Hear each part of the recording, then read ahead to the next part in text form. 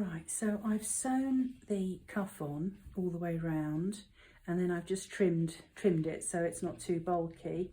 And the next thing is that if you fold it along that pressing line, then it will go nicely like that. So what we're going to do is we can either as the collar pick it up there and just hand sew along there like that if you feel more comfortable, or you can sew in the ditch, which is what I'm going to do this time around. It might be a little bit easier on the cuff than the collar.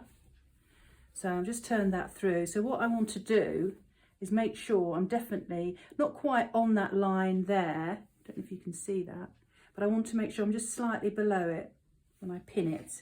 I'm going to pin it on the wrong side,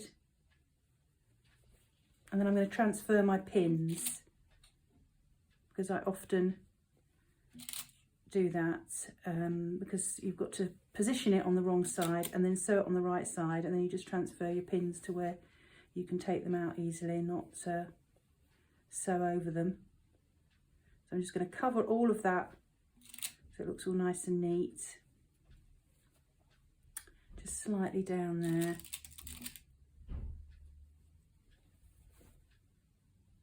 Another pin in. More pins the merrier. Put one around there on that seam.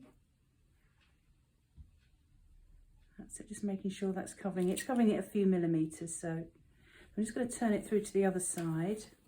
This is where we're going to sew it, on the right side. There you are.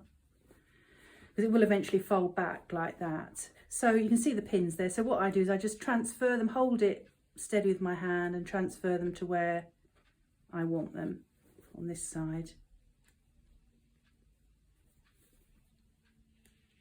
You can hand tack it with a big running stitch if you like, to keep it all in place.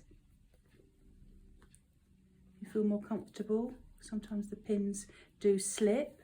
It depends on what fabric you're using as well.